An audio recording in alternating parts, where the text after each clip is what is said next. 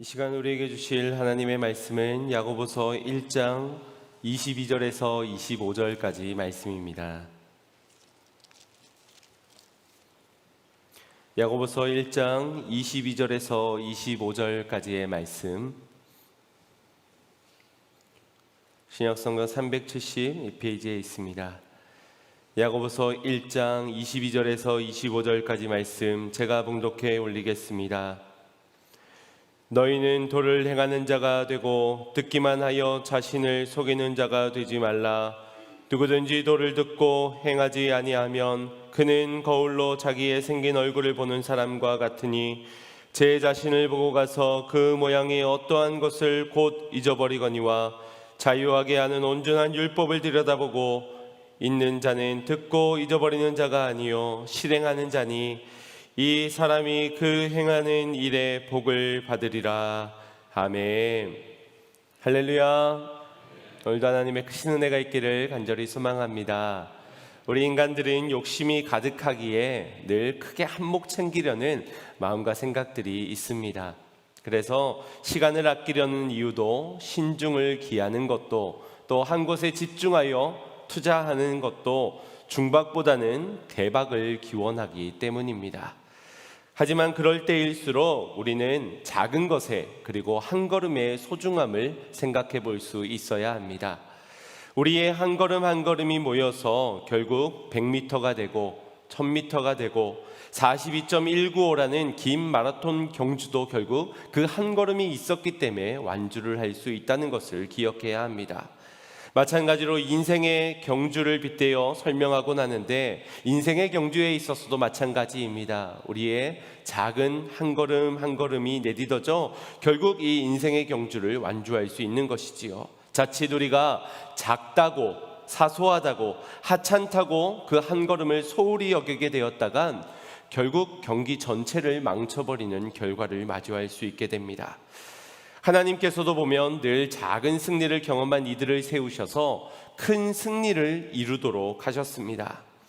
여호수아가 이스라엘 백성들을 이끌어 약속의 땅을 향해 나아가기까지 먼저는 요단강을 건너야 했습니다. 강을 건너는 게 뭐 그리 대수인가? 그 강이 갈라진 그 길을 걸어가는 것이 뭐 큰일이겠는가? 별 볼 일 없이 보여지는 그 한 걸음이 결국 그 다음에 난공불락 같은 여리고 성을 하나님의 말씀대로 한 바퀴씩 또 한 바퀴씩 돌 수 있는 그 믿음이 생겼던 것입니다. 다윗이 양을 노리는 사나운 짐승들과 싸울 때에 하나님의 도우심 가운데 은혜를 입어 그 짐승으로부터 양떼를 지킬 수 있었던 그 경험들이 훗날 골리앗 앞에서 만군의 여호와의 이름으로 당당히 서 나갈 수 있었던 것입니다.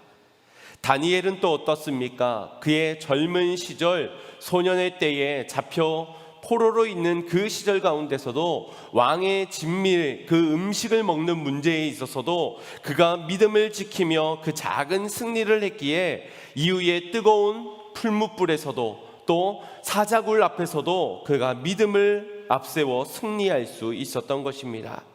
이 사소해 보이는 작은 승리의 가치를 우리가 무시해서는 안 될 것이라는 겁니다. 또 스룹바벨이라는 사람을 아십니까? 바벨론에서 이스라엘 백성들을 귀환할 때에 앞장섰던 리더이지요.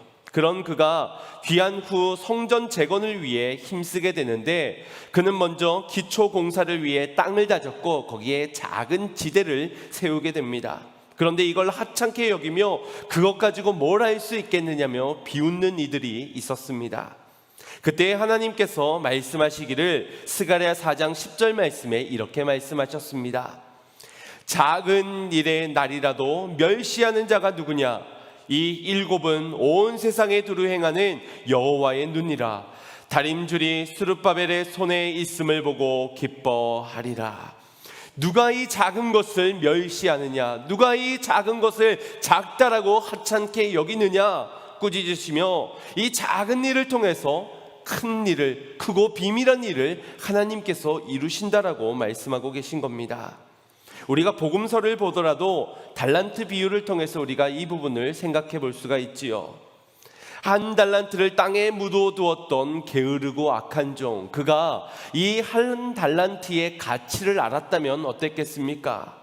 그가 다른 종들과 같이 이 주어진 한 달란트라도 잘 사용하여서 남김이 있는 사역을 감당하였다면 그 역시도 착하고 충성된 종이라 동일한 칭찬을 받았을 겁니다. 그러나 그 한 달란트의 가치를 온전히 알지 못한 채 땅에 묻어두었기에 결국 주어진 한 달란트마저 빼앗겨 버리고 말았던 것이지요. 더러는 작고 사소해 보이는 아무것도 아닌 것처럼 그냥 넘길 수 있는 그 일도, 그 일이 하나님의 나라를 위한 한 걸음이라면, 하나님의 나라를 위한 작은 헌신이라면 그것은 결코 작거나 사소하지 않다라는 사실입니다. 우리가 보지 않았습니까? 지난날 그 작은 헌신들이 모여서 지난 40년간을 계수해 보니 큰 은혜를 우리가 받았다는 것을, 지금 우리가 있을 수 있게 되었다는 것을 우리가 목도하지 않았습니까? 그래서 우리는 앞으로도 이 작은 일에 사소하거나 하찮게 여기지 아니하고 작은 헌신을 모아가며 더 아름다운 주의 나라를 세워가려 합니다. 더러는 내 믿음이 작은 것에도 불만일 때가 있습니다.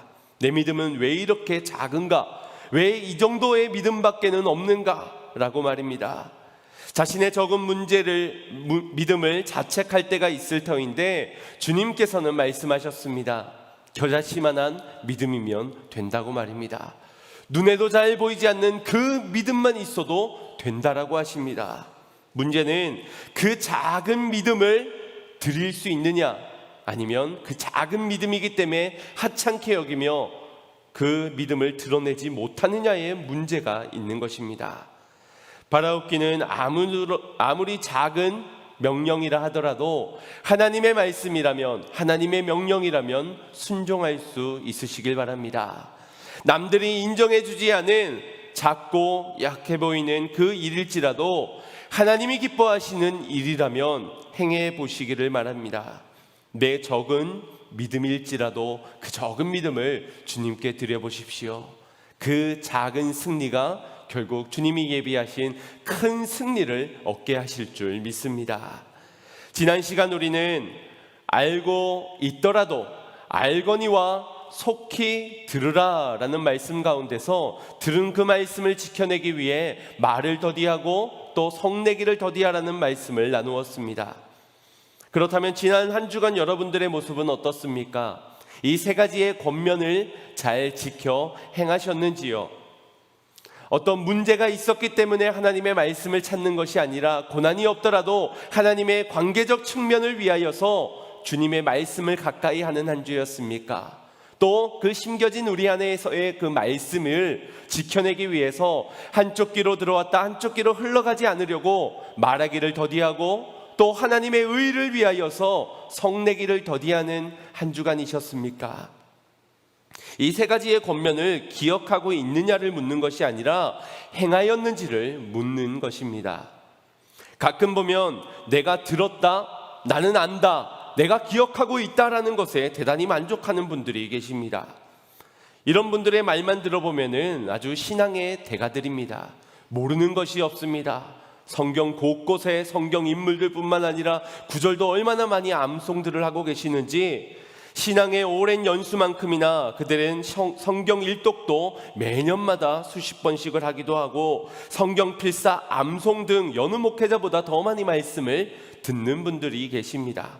매우 훌륭한 분들입니다. 그런데 대중에는 삶을 들여다볼 때에 그 말씀이 한 구절도 드러나지 않는, 말씀대로 순종하거나 실천하지 않는 이들이 더러는 계시다는 겁니다. 우리가 하나님의 말씀을 속히 듣고 또 더디 말하고 성내기도 더디해야 되는 이유가 어디에 있습니까? 우리 안에 심겨진 그 말씀이 뿌리 내리고 자라나 열매 맺어지기 위해서입니다. 결국 그 열매로 하나님의 의를 이루기 위해서 우리는 주의 말씀을 듣습니다. 하지만 아는 것으로 만족한 채 말씀대로 행하지 않는 것은 잎은 무성하나 열매가 없는, 결실이 없는 그런 신앙과 같다라는 것입니다. 여러분도 지식과 지혜가 다르다는 것을 잘 아실 겁니다. 아는 것을 지식이라고 한다면 이 아는 것을 삶에 적절하게 적용하고 반영시키는 그것을 우리가 지혜라고 할 수 있을 겁니다. 하나님을 압니다. 그러나 그 아는 것에 지식에 머물러 있어서는 안 됩니다. 여호와를 경외해야 하는 것이 지식의 근본이라고 말씀하였듯이 아는 것이 믿음으로 나아가 그분을 두려워하는 마음, 그래서 그분을 경외하고 경배하며 우리에게 주어진 이 말씀의 도를 지켜 행할 수 있는 자가 결국 지혜 있는 자다라고 말할 수 있을 겁니다. 하나님께서 중요하게 보시는 것 역시도 우리가 얼마나 많은 말씀을 듣고 알고 있느냐의 문제가 아니라 그 들은 말씀을 한 구절이라도 내 삶 가운데서 지켜 행하며 살아냈는지를 두고 보십니다. 야고보 사도 역시도 우리가 속히 말씀을 들어야 한다, 그러나 그 말씀을 지켜 행해야 된다를 오늘 본문 가운데 우리에게 말씀해 주고 있습니다. 우리 22절 말씀 함께 합독하겠습니다. 시작. 너희는 도를 행하는 자가 되고 듣기만 하여 자신을 속이는 자가 되지 말라. 아멘. 말씀을 들을 뿐만 아니라 그 말씀대로 행하는 자가 되어야 된다라고 말씀하시면서 만약 그렇게 행하지 않는 자라면 그는 자기 자신을 속이는 자라고 말씀하고 있습니다. 믿음은 들음에서 납니다. 그 믿음은 내가 들었기 때문에, 내가 뭔가를 했기 때문에 쟁취하게 되는 것이 아니라 들었기 때문에 하나님께서 선물로 주시는 것이 믿음입니다. 그러나 들음에서 받은 선물인 이 믿음이 무너지게 되는 이유는 주님께서 빼앗아 가시는 것이 아니라 외부의 시험이나 공격들로 인하여서가 아니라 우리가 우리 자신을 속여 내 안에 심겨진 도가 행하지 않았음에도 괜찮다, 아무렇지 않다, 결국 나를 속인 그 문제가 내 믿음을 무너뜨리게 만드는 것입니다.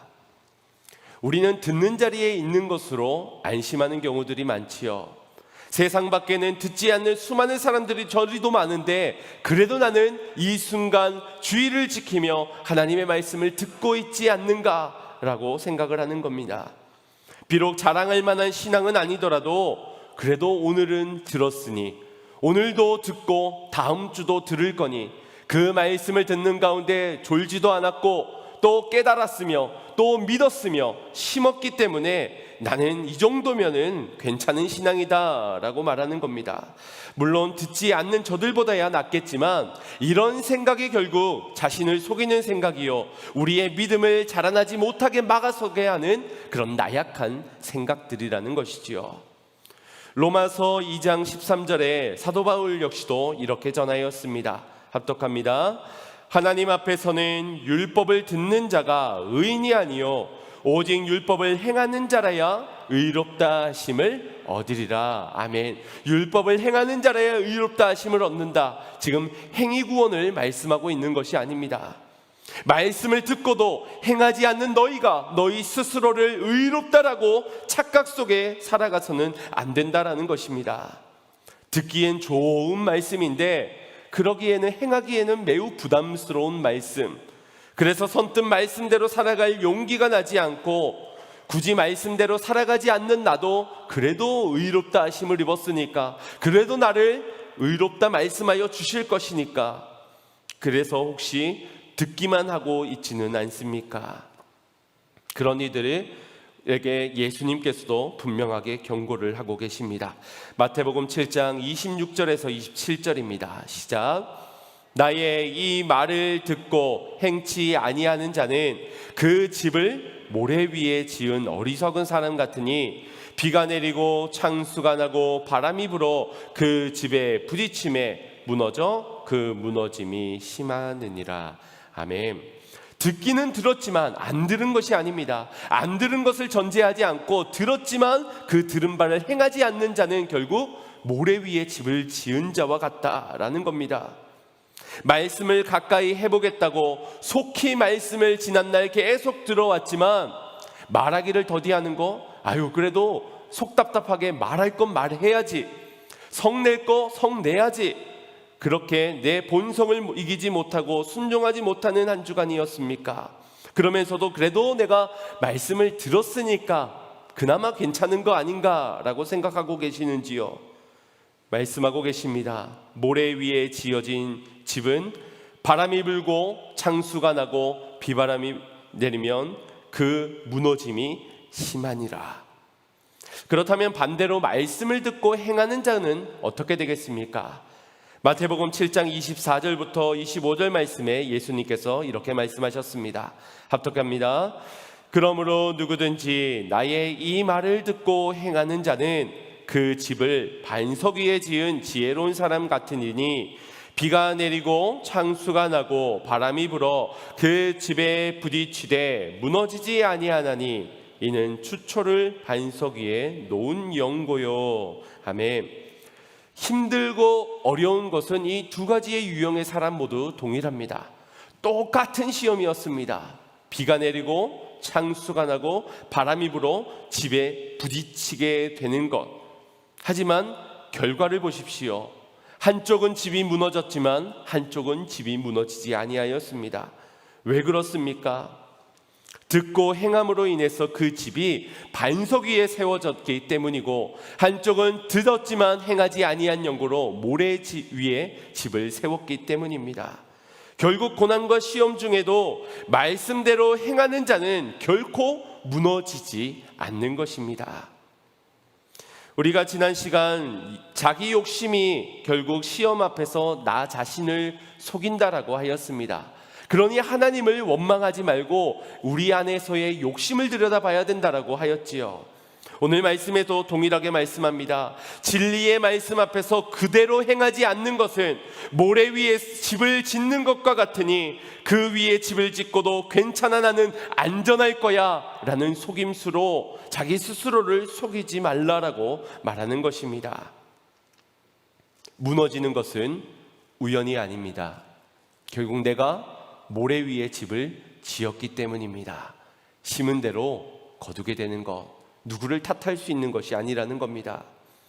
우리는 신앙 가운데 심은 대로 거두게 되리라 믿고 심습니다. 대박을 꿈꾸면서, 월척이 나기를 꿈꾸면서 말입니다. 그런데 가끔 심었는데 못 거두게 되는 경우들이 있습니다. 심었는데 결과가 초라한 경우들도 있습니다. 그러면 내가 얼마나 열심히 심었는데 결과가 이게 뭡니까? 하나님 이게 뭡니까? 그러면서 하나님이 날 속였다, 내가 거짓된 가르침에 속아 넘어갔다라고 말하는 분들이 계십니다. 그건 하나님께 속은 것이 아니지요. 목사에게 속은 것도 아니라 자기 자신에게 속은 것입니다. 갈라디아서 6장 7절 8절 말씀에 분명하게 이렇게 말씀하셨습니다. 합독합니다. 스스로 속이지 말라. 하나님은 만홀이 여김을 받지 아니하시나니 사람이 무엇으로 심든지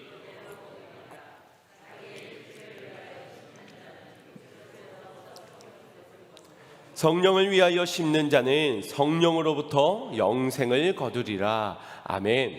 두 가지로 나뉘어집니다. 그들이 다른 것을 심었는지는 알 수 없습니다. 그런데 목적이 달랐습니다. 하나는 자기 육체를 위해 심었고 하나는 성령을 위해서 심었습니다. 어쩌면 같은 것을 심었을 수 있습니다. 그러나 전혀 다른 목적 가운데 전혀 다른 결과가 나타나게 되고 있습니다. 나는 좋은 열매를 기대하면서 대박나기를 원하면서 심었건만 왜 썩어진 것들 뿐입니까? 이유는 속았기 때문이라는 겁니다. 내가 나를 속여 심는 것은 주의 말씀일지언정 나를 위해, 자기 육체를 위해 심었기 때문이라는 겁니다. 우리가 심어야 하는 것은 무엇입니까? 하나님의 말씀, 진리의 말씀, 내게 주신 말씀을 우리가 심어야 합니다. 아무거나 심고 아무거나 행하면서 되는 것이 아니라 하나님의 말씀을 심어야 한다는 것입니다. 더러는 우리는 내 생각대로, 내 뜻대로 행하고 나서는 많이 심었으니 많이 달라고 요구할 때가 있습니다. 아주 도둑놈 심보이지요. 그러면서도 속았기 때문에 원망하게 되는 겁니다. 속았기 때문에 달라는 겁니다. 자기 육체를 위해 많이 심고서는 왜 썩어진 것을 거두게 되었냐라고 묻는데 결국 자기 자신이 속은 것입니다. 지난 야고보서 1장 18절 말씀에 그가 그 조물 중에 우리로 한 첫 열매가 되게 하시려고 자기의 뜻을 쫓아 진리의 말씀으로 우리를 낳으셨느니라 라고 말씀하셨습니다. 진리의 말씀으로 우리를 낳으셨다. 진리를 심어 그 진리가 자라나 우리로 생명을 얻게 하는, 결국 우리라는 존재는 진리의 말씀으로 잉태되어진 존재들입니다. 그렇다면 그런 우리에게선 진리의 선한 열매가 나야 되겠지요. 진리로 심었고 진리로 잉태된 내가 진리의 선한 열매를 맺어가는 것은 어찌 보면 당연한 결과일 것입니다. 그것이 지극히 정상일지언데 듣고도 진리의 말씀이 심겨졌음에도 하나님의 형상으로 지음 받았음에도 불구하고 우리가 잘못 육체를 위하여 심거나 아니면 심고서도 우리가 행함이 없다면, 주님의 말씀대로 순종에 따르지 않는다면 결국 뿌리 내리지도 못하고 자라나지도 못하고 결국 열매 없는 인생이 되어져 버리는 것입니다. 혹시 우리가 물질을 심었으니 2배로 갚아주시고 열심히 헌신하였으니 100배로 갚아달라는 기도를 하고 있지 않습니까? 속지 마시길 바랍니다. 우리가 성령을 위하여, 주의 의를 위하여 하나님의 말씀하신 대로 약속을 믿고 심는 것이 아니었다면 모든 것이 내 의요 자기 육체를 위한 것이요 나를 속여가면서 심어왔던 것입니다. 그러니 수십 년의 신앙생활을 하고도 여전히 성을 내고 수십 년 동안에 열심의 헌신을 심어왔지만 결국 내게 남은 열매는 성령의 9개의 열매가 아닌 육체의 여러 가지의 악한 열매들이 내 인생에 있는 것입니다. 갈라디아서 6장 9절 말씀에 이렇게 말씀하셨습니다. 합독합니다. 우리가 선을 행하되 낙심하지 말지니 피곤하지 아니하면 때가 이름에 거두리라. 아멘. 에휴, 내 인생 끝났다. 내가 이제껏 육체를 위해 속으면서 심어왔는데 아유 허송세월, 난 이제 끝났어, 더 이상은 필요가 없어 라고 포기할지 모르겠습니다. 그러나 우리에게 다시 한 번 더 선을 행할 것을 말씀해 주시며, 선을 심되 낙심치 아니하면, 너희가 중도에 포기하지 아니하면, 너희가 삶에서 말씀대로 실천하기를 중도에 그치지 아니한다면 때가 이름에 그 선한 열매를 거두리라. 여러분, 이 약속의 말씀을 믿으시길 바랍니다. 하나님의 말씀입니다. 이번 달 들어 새벽 예배부터 많은 분들이 새벽을 깨워 다시 예배의 회복의 자리로 나오기 시작하셨고, 또 새가족분들께서도 교회를 방문하기 시작하셨습니다. 또 많은 분들께서 말씀의 은혜를 받고 계신다라고 연락하시며 나누어 주시는 가운데 얼마나 감사한 일인지 모릅니다.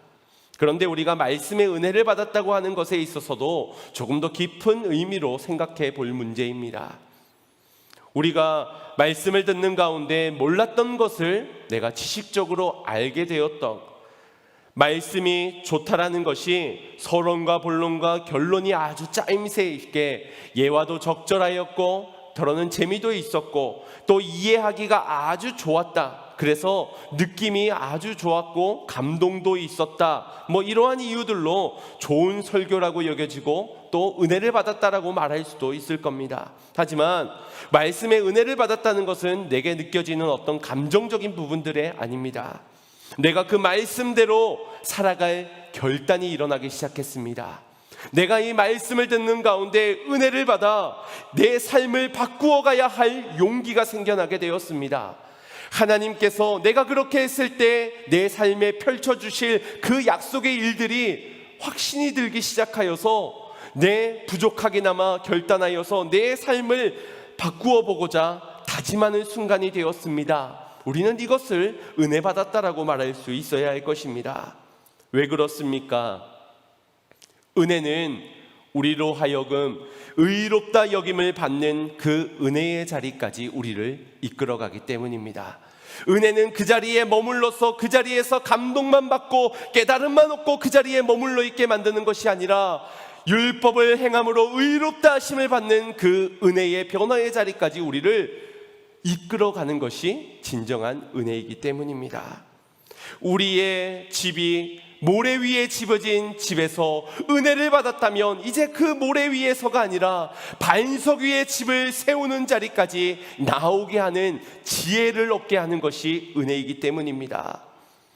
그 은혜가 내가 지금 서 있는 그 위치가 어디인지, 과연 내가 하나님께 영광이 되고 있는 것인지, 성령을 위하여서 심고 있는 것인지, 이제 내가 어느 방향으로 나아가야 될지를 깨달아 알게 하고 돌이킬 수 있게 하는 것이 바로 주님께서 내게 주시는 진정한 은혜이기 때문입니다. 바라옵기는 오늘 이 시간 우리 모두에게 진정한 은혜가 있기를 간절히 소망합니다. 야고보 사도는 23절 24절에 이 말씀에 대한 부연 설명을 이렇게 하고 있습니다. 합독하겠습니다. 누구든지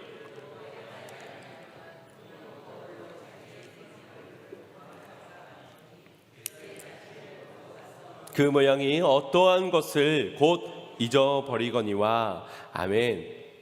도를 듣고도 행하지 않는 자는 스스로 속이는 자요, 거울을 통해 자기 생긴 얼굴을 보고 떠나가서는 그 모습을 잊는 자다라고 말하고 있습니다. 거울을 보고 내 모습을 잊는 것, 그게 큰 문제가 되겠습니까? 그런데 우리가 거울을 보는 목적이 무엇인지를 생각해 보아야 합니다. 여러분들은 거울을 왜 보십니까? 오늘 아침에도 모든 분들께서 아마 거울을 한 번씩은 들여다보고 오셨을 텐데 왜 보셨는지요? 작품이다, 잘생겼다, 예쁘다. 혹시 내 미모에 감탄하기 위해서 거울을 보신 분 계십니까? 아마 그런 분들은 없을 겁니다. 물론 더러는 계시겠지요. 내 얼굴을 보면서 박수 치시면서 깜짝깜짝 놀라시는 그런 미모가 출중하신 분들도 물론 계시겠지만은, 우리가 대부분 거울을 보는 목적은 내 모습을 확인하기 위해서입니다. 내가 지금 내 얼굴의 상태가 지금 어떤지, 혹시 화장을 고쳐야 될 부분은 없는지, 오늘 조금 안 좋은 거, 삐뚤어져 있는 것이 없는지, 그것을 고치고 떼어내고 바꾸어내기 위해서 거울을 보는 겁니다. 그런데 거울을 보고선 내 얼굴에서 이상한 것이 묻어 있다는 것을 보았는데 그것을 정작 떼어내지 않은 채 가는 겁니다. 그리고 그 모습을, 뭐가 붙어 있다는 것을 잊어버리는 것, 이것이 말씀을 듣고도 행하지 아니하는 것과 같다라고 말씀하고 있는 겁니다. 말씀의 거울 앞에 주님께서 우리에게 은혜를 주셔서 보여주셨습니다. 바꾸어져야 될 것, 고쳐져야 될 것, 그 말씀이 내 안에 심겨 주었건만 우리는 정작 회개의 자리까지 나아가지 못하고 변화의 자리까지, 순종에까지 나아가지 못한 채 내가 돌이켜야 될 그 부분을 망각하고 잊어버리고 살아가는 겁니다. 주님의 은혜는 우리로 성도다운 성도로, 교회다운 교회로 나아가도록 이끄는데, 우리는 그 순간에는 은혜가 있어 결단도 해보지만, 다짐도 해보지만, 세상에 나아가서는 그 정도는, 저 사람도 그렇네, 삶의 자리에 나가서는 쟤도 똑같이 그렇게 살아가네, 제 얼굴에도 똑같은 게 붙어있네, 괜찮다라고 여기는 겁니다. 그렇게 받은 은혜를 다 잊어버리게 되는 거죠. 어떻게 되겠습니까? 이상한 거 묻히고 그냥 살아가는 겁니다. 다른 사람이 보든 어떻든 그냥 내 스스로를 내가 속이면서 괜찮은 줄 알고 살아갑니다. 그러다가 다시 말씀 앞에 서면 어떨까요? 여전히 여기 붙어 있는 거예요. 누가 떼주겠습니까? 여전히 붙어 있는 그것을 보고 어라? 또 붙어 있네. 그때는 은혜를 받아서 또 떼야지 해보지만 또 세상을 가서 잊은 채 살아가는 겁니다. 다시 말씀 앞에 와서 발견하고 또 세상 가운데 가서 잊어버리고, 이 시간들이 반복되면 어떻게 되겠습니까? 더 이상 거울을 보고 싶지 않은 겁니다. 볼 때마다 마음이 답답한데, 말씀을 볼 때마다 찔리는데 더 이상 기도하고 싶지도, 더 이상 말씀 앞에 정직하게 서고 싶지도 않은 겁니다. 은혜를 받는 거, 은혜를 받으면 눈물 콧물 찔찔 짜면서도 결국 나는 돌이킬 수 없는 또 나약한 나의 모습으로 되어질 뿐이라고, 그래서 말씀까지도 멀리하게 되는 겁니다. 들어도 깨닫지 못하고, 들어도 감동받지 못하고, 들어도 순종하지 못하고, 그러다 보면 내 모습을 어느덧 포장해 갈 것이고, 이제는 아무리 거울을 봐도 어떤 은혜의 결단들이 내 안에 일어나지 않는 것, 그저 다른 사람들만 비추는 것이지요. 이 말씀은 김 집사를 위해, 이 말씀은 이 집사를 위한 것. 그렇게 말씀의 거울 앞에 아무리 비춰봐도 나의 모습을 보지 못하는 결국 영적 소경이 되어져 버리는 겁니다. 혹시 여러분들은 하나님의 말씀을 듣는 가운데 그 말씀 앞에 나를 비추어 보니 불편하십니까? 마음에 부담이 되시고 혹시 나를 보는 것에 마음이 무겁지는 않으십니까? 아니면 그조차도 없이 아무런 감동도 어떤 찔림도 없이 나는 아니겠지, 나는 괜찮겠지, 나는 그래도 듣기나 했으니까 나는 상관없는 이야기겠지, 나를 제외하며 다른 사람을 혹시 떠올리고 있지는 않으십니까? 예수님을 따르던 제자들도 그러하였습니다. 예수님께서 잡히시던 날 밤 너희 중에 나를 팔 자가 있느니라 라고 말씀하셨을 때에 제자들이 한결같이 예수님께 이렇게 말하였습니다. 주여 내니까, 주여 내니까, 주여 나는 아니지요. 주여 12명 중에 그래도 나는 아니지 않습니까? 죄입니까? 아니면 죄입니까? 나는 아닐 겁니다. 나는 아니지요. 그 중에는 가룟 유다도 있었습니다. 랍비여 내니까, 자기 자신조차도 랍비여 선생이여 납니까? 나는 아니지요. 나는 그래도 듣기는 했지요. 말하고 있는 겁니다. 결국 가룟 유다는 이 말씀을 들었음에도 결국 예수님을 팔아넘겼습니다. 뿐만 아니라 나는 아니지요라고 외쳤던 제자들도 예수님이 팔려나가실 때 예수님을 부인하고 배반하며 떠나갔습니다. 우리가 말씀 앞에서 가져야 하는 자세는 주여 내니까, 주여 나는 아니지요가 아니라 주여 내가 주의 말씀대로 살아가지 못하도록 내 스스로를 내가 속여왔던 나는 죄인입니다. 내게 선한 것이 없어 나는 말씀에 조금의 순종도 조금의 결단도 회개도 없이 지난날 동일하게 무너졌던 모습으로 살아갔던 이 죄인을 주여 용서하여 주시옵소서. 주여 나로 주의 말씀대로 행하며 살아갈 수 있도록 이제 말씀대로 순종하며 살아갈 힘과 용기를 내게 허락하여 주시옵소서. 인정하며 자복하는 자리로 나아갈 수 있어야 할 줄 믿습니다. 이것이 진정 은혜 있는 자의 모습이라는 겁니다. 말씀은 우리로 하여금 우리의 모든 죄를 고발하고, 그래서 우리가 그 죄에 걸려서 우리를 얽매게 하려는데 목적이 있지 않습니다. 오히려 우리를 자유케 하려는데 그 목적이 있음을 믿어야 할 것입니다. 25절 말씀에 이렇게 말씀합니다. 합독하겠습니다. 자유롭게 하는 온전한 율법을 들여다보고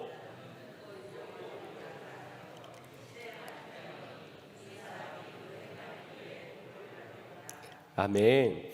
구약에서의 율법은 지켜야만 하는, 지키지 않았을 때는 그 죄를 물어서 구속하거나 매를 맞거나 아니면 죽음을까지 당하게 하는, 얽매이게 하는 강제적인 조항들이었습니다.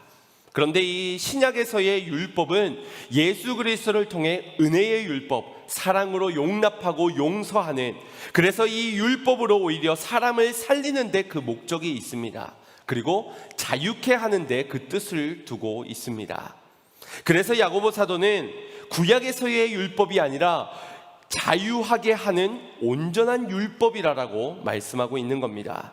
여기에서의 온전한 율법이란 조금도 오차가 없는 완성도 높은 그런 율법을 말하고 있는 것이 아니라 율법을 완성하기 위해 이 땅에 오신, 그래서 완성하신 예수 그리스도를 말씀해 주고 있는 것입니다. 다시 말해서 자유하게 하는 온전한 율법을 들여다보고 있는 자라는 것은 우리를 자유케 하시는, 율법을 완성케 하시는 예수 그리스도를 들여다보고 있는 자는 이라고 말하고 있는 겁니다. 그러한 자, 예수 그리스도를 바라보고 있는 자는 그 율법을 실행하는 자니, 그 말씀대로 살아가는 자니 이 사람이 행하는 일에 복을 받으리라. 주 예수 그리스도를 바라보고 주의 은혜로 말미암아 말씀대로 살아가는 자는 복이 있을 것이라고 말씀해주고 있습니다. 지난주 말씀 가운데 마지막 절이었던 21절 말씀을 보십시오. 그 21절 말씀의 마지막 후반절을 보시면 능히 너희 영혼을 구원할 바 마음에 심긴 도를 무엇으로 받으라? 온유함으로 받으라 라고 말하고 있습니다. 온유함으로 받으라. 어떻게 받아야 되는 걸까요? 군말하지 말고 잔소리하지 말고 토달지 말고 그냥 받으라면 받아 라는 것이 아닙니다. 온유함으로 받으라. 이 온유함이라는 것은 마음이 애통한, 갈급한, 마음이 가난한 상태가 이 온유한 상태인 것이지요. 특별히 이 온유함이라는 것은 신약에서 예수님의 성품 중 대표되는 성품이 이 온유함입니다. 겸손함과 온유함, 그리고 성령의 열매 중에 하나가 바로 이 온유입니다. 내가 마음을 다스리고 수양하고 터득해서 이룰 수 있는 어떤 덕목이 아니라 외부적으로 어떤 것을 주입하였을 때 내가 얻게 되는, 갖추게 되는 것이 바로 이 온유라는 것입니다. 그래서 더러는 타고날 때부터 내 성격은 온유해, 나는 타고날 때부터 기질이 못나서 나는 온유하지 못해, 온유랑 거리가 먼 사람이야 라고 말하는 경우가 있는데, 그 타고날 때부터의 성격은 온유라는 표현보다는 온순하고 온화하다라는 것이 더 적절한 것이지요. 온유라는 것은 오직 주님의 성품이요 성령의 사역으로 말미암아 열매 맺어지는 것이 온유입니다. 저와 여러분 가운데서는 이 온유함이 없는, 선한 것이 하나 없는 자들이지요. 그런 이들이 온유함으로 받으라는 것은 어떤 의미겠습니까? 우리의 마음에 심겨진 진리의 말씀, 그 도를 온유함으로 받으라는 것은, 그래 오늘 내가 말씀을 받았다, 이 말씀대로 내가 한번 승리해보자, 살아내보자, 내 어떤 힘과 능력을 의지하여서 다짐하는 것, 결단하는 것, 그래서 맺어질 수 있는 것이 아니라는 겁니다. 오직 예수 그리스도의 은혜로만, 오직 성령의 사역으로만 주님이 감당케 하셔야만 내게 심겨진 이 말씀이 열매 맺어질 수 있다라는 것. 그래서 무엇을 바라봐야 된다? 자유하게 하는 온전한 율법 대신 예수 그리스도를 바라봐야 한다는 것입니다. 저와 여러분이 아무리 다짐한들 우리는 밖에 나가면 또 똑같이 우리의 모습을 잊을 뿐입니다. 그러니 우리는 은혜 주시는 주님, 은혜로 우리를 바꾸어 가실 주님, 성령 가운데 온유함의 열매를 맺게 하시어서 주의 말씀대로 순종하여 반석 위에 집을 짓게 하시며 하나님의 의를 이루어가게 하실 그 주님을 바라보는 자가 되어야 한다라는 것입니다. 지난날 거울을 보고도 그냥 지나치기가 일쑤였고 잊어버리고 속이면서 살아갔던 우리의 인생 가운데서 이제 우리가 나는 알 수 없지만 주님은 하실 수 있으니 주님이 하셔야만 하니 주님만 바라보기를 원합니다. 이와 같은 결단이 저와 여러분에게 있기를 간절히 소망합니다. 더 이상 속지 마시고 고쳐져야 할 것, 바꾸어져야 할 것, 돌이켜야 할 것, 그것들을 돌이켜 회복의 자리로 나아가시는 성도님들이 되시기를 간절히 소망합니다. 사랑하는 성도 여러분, 말씀을 듣는 자는 그것을 행하여야 하는 책임이 따르게 됩니다. 들었으면 아유 나는 못 들었어요, 잊었어요, 그렇게 해서 몰랐다고 넘어갈 수 있는 것이 아니라 책임이 따르게 된다는 겁니다. 그 책임이 어떤 책임일까요? 살고 죽는 문제의 책임입니다. 어마어마하죠? 몰랐다고, 나는 못 들었다고, 나는 다른 사람들도 그렇게 했다고, 아니요, 똑같이 못하게 했으면 똑같이 죽는 겁니다. 살고 죽는 것의 문제. 하지만 우리의 이 연약함을 아시고 그 책임마저도 담당하신 분이 계셨으니 그분이 바로 예수 그리스도이신 것입니다. 겸손함으로 온유함으로 우리를 앞서 우리의 모든 죄를 담당하시어서 십자가에 달려 죽으신 주님, 그분의 그 순종하심으로 길을 내어 주셨고 주님께서 승천하시어 우리에게 선물로 주신 주의 성령께서 우리로 하여금 우리 안에 심겨진 이 십자가의 도를 생각나게 하시고 깨닫게 하시고, 더러는 우리가 그 십자가의 도, 그 길대로 순종하며 나아가지 못하게 될 때는 주님께서 근심하시는 마음으로 우리를 돌이키게 하시는 그런 성령의 사역 가운데 우리를 이끌어 가십니다. 그러니 우리가 져야 하는 책임 이미 주님께서 지신 것입니다. 우리가 해야 될 건 이제 그 주님을 바라보는 일인 줄 믿습니다. 날마다 주님을 바라보시기를 바랍니다. 말씀을 속히 듣고 말하기를 더디하고 성내기를 더디하는 가운데 주님, 나의 성질상, 나의 성깔상 주님, 성내는 것이 너무나도 힘든, 성내는 것을 참는 것이 너무나도 힘든 그런 인생이지만 그때일수록 더 주님을 바라보겠습니다. 온유하셨던 주님, 수많은 사람들의 채찍과 조롱 속에서도 끝까지 순종하시며 온유함으로 주의 말씀, 하나님의 뜻을 받으셨던 그 주님을 내가 바라보겠습니다. 그렇게 사모함으로 주의 말씀을 받고 순종함으로 주님을 의지하여 나아가는 저와 여러분이 되기를 간절히 소망합니다. 제가 매일은 아니지만 일주일에 서너 번 정도는 아침마다 아내가 갈아준 정체모를 주스를 마십니다. 여러 가지를 갈아서 만든 건강 주스인데요, 뭐가 들어갔는지 들었는데도 너무 많아서 기억하지 못하고, 아마 주로 관심을 가지지 않은 품목들이라 제가 별로 기억을 하지 않는 것 같습니다. 언뜻 색깔을 보고 냄새를 맡으면 이게 사람이 먹는 주스인가 의심이 되어지기까지도 합니다. 하지만 남김없이 다 마십니다. 저녁까지 먹으라고 한 병 더 챙겨주는 것까지 싹 먹고 또 그릇을 또 물로 이렇게 헹궈서 가지고 갑니다. 어째서이겠습니까? 의심스러운데 아무리 봐도 이것은 정체모를 주스여서 마셨다간 이거 탈이 날 것 같은 그 주스를 왜 마셨을까요? 성분도 모르는데, 비율도 모르는데 마신 이유는 아내가 저를 사랑하기 때문에, 아내가 저의 건강을 챙겨주고 건강하게 사역하라고 챙겨주는 것을 제가 알고 믿기 때문에 마시는 겁니다. 제가 뭐 한 것이라고 있겠습니까? 채소와 과일을 다듬기라도 했겠습니까? 아니면 비율을, 조화를 알기를 하겠습니까? 그렇다고 그릇을 준비하거나 가는 것에 도움을 주기라도 했겠습니까? 그냥 받아서 열어서 마신 거 말고는 전혀 한 것이 없습니다. 때로는 먹기 싫기도 하고, 때로는 귀찮고, 때로는 그 가져갔다가 씻어서 가지고 오는 그것이 번거롭기도 합니다. 그러나 제 모든 의지를 총동원해서 먹습니다. 제 입맛에 맞기도 합니다. 우리는 더러 안 해봤던 것에, 내 스타일이 아닌 것에, 나랑 좀 거리가 있는 것에, 지금 내 상황과 내 형편에는 적용할 수 없는 말씀이라고 여기면서 하나님의 말씀을 듣기는 좋은데 좀 지켜 행하기는 부담스러운 것으로 여길 때가 많지요.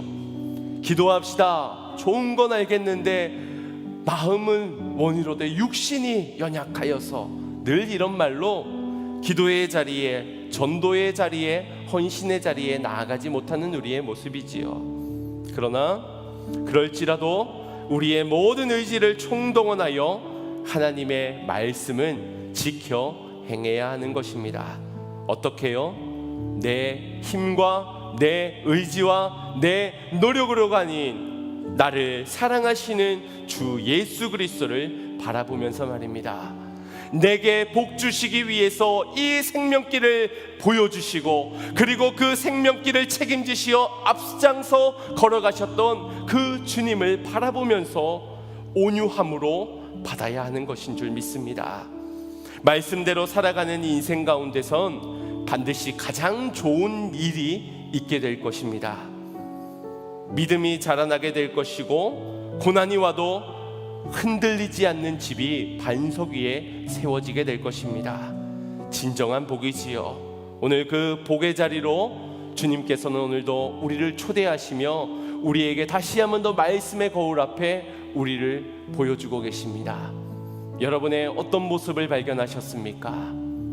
그 모습 가운데 무너지지 마시고 그 모습을 결단하면서 주 예수 그리스도를 바라보고 십자가의 은혜를 바라보고 주의 성령의 도우심을 구하면서 말씀대로 살아가 풍성한 결실의 열매를 맺어가는 저와 여러분이 다 되시기를 주님의 이름으로 축원드립니다.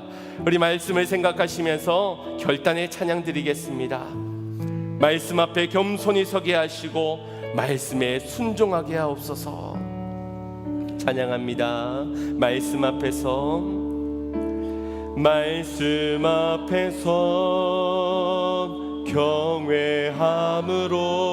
경외함으로 주를 홀로 섭니다. 생명의 말씀 읽고 순종해 주를 예배합니다. 다시 한 번 더 말씀 앞에서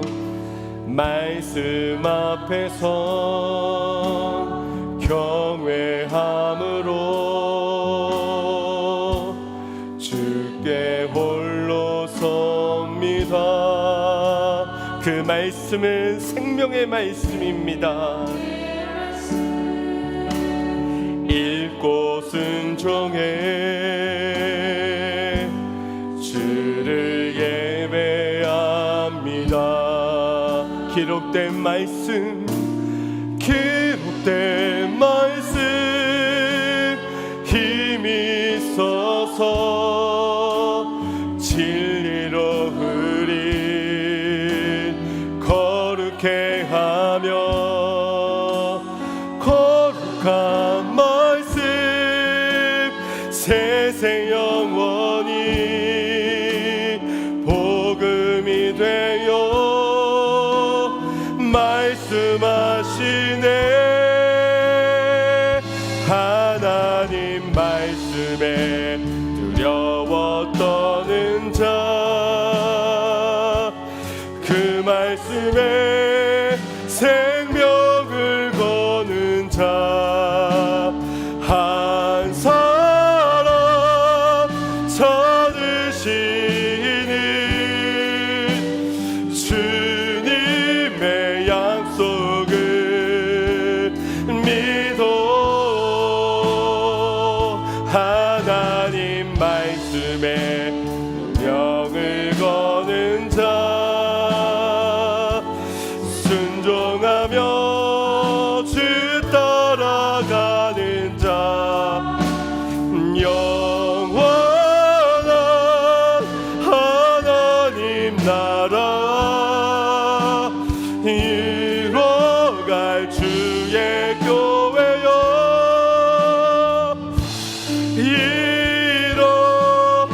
일어나라. 주 말씀은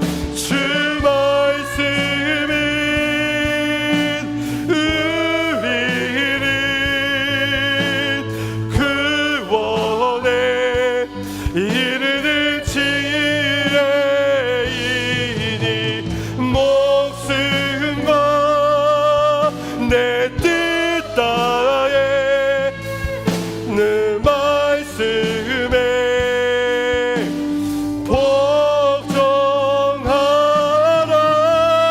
복종하라. 하나님 말씀에 두려워 떠는 자,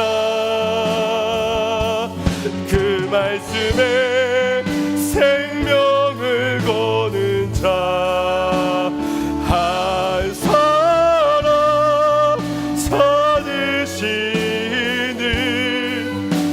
주님의 약속을 믿어. 하나님 말씀에 명을 거는 자, 순종하며 주 따라가는 자, 영원한 하나님 나라 이뤄갈 주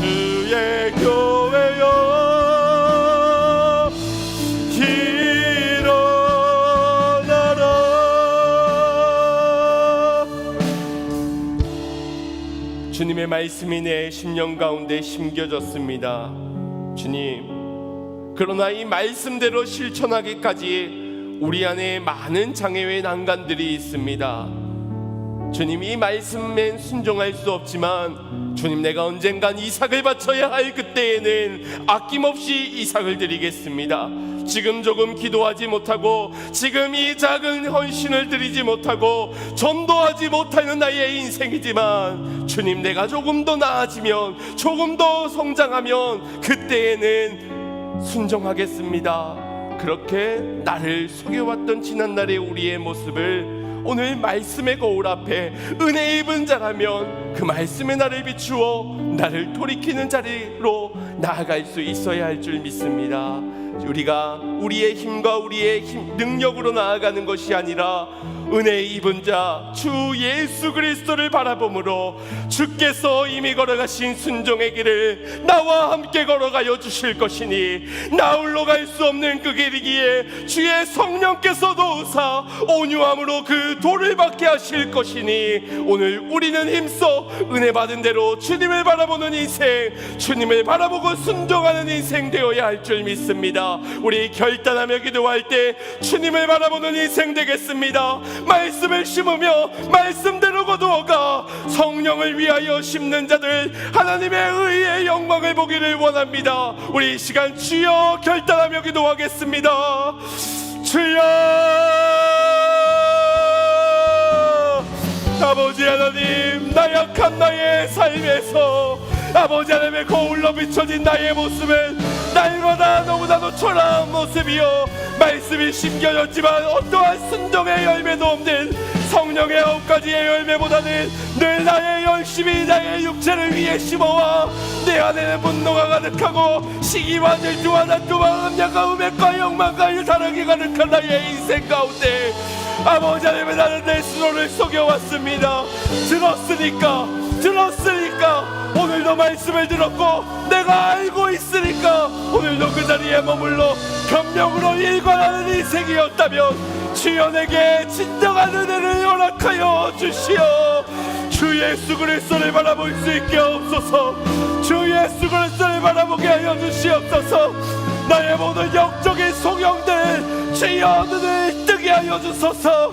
나의 눈을 뜨게 하여 주시옵소서. 주 예수 그리스도를 바라보며 은혜의 문화로 나아갑니다. 성령님, 나를 도와주시어 나로 깨닫게 하시고 돌이키게 하여 주시옵소서.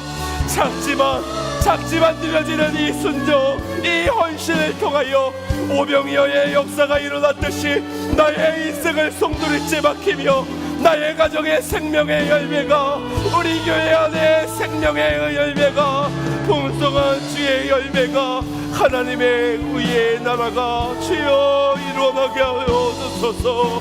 우리 모두 보게 하여 주시오. 우리 모두 말씀 앞에 생명을 걸고 말씀을 운명을 거는 자들, 말씀에 순종하며 따를 수 있는 우리 모두가 되게 하여 주시옵소서. 주님, 역사하여 주시옵소서.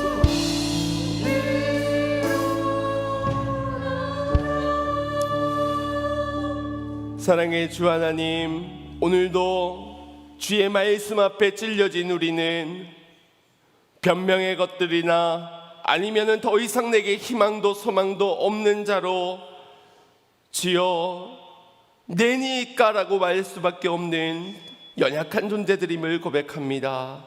주님, 그러나 주님께서 말씀하여 주신 말씀은 우리로 자유하게 하고 온전케 하며 우리로 살게 하기 위해 생명 얻게 하기 위한 초대인 줄 믿습니다. 오늘도 말씀의 거울 앞에 비춰진 우리의 모습을 보면서 은혜 입은 자 되게 하여 주시고 주 예수 그리스도를 바라보며 의지하는 자, 성령님께 이끌린 자 되게 하여 주시어서 삶의 자리에 돌아가 온유함으로 주의 모든 말씀을 받아낼 수 있는 그런 하나님의 자녀들, 주의 성도들 될 수 있게 하여 주시옵소서. 이루실 줄 믿고 감사를 드리오며 예수님의 이름으로 기도드리옵나이다. 아멘.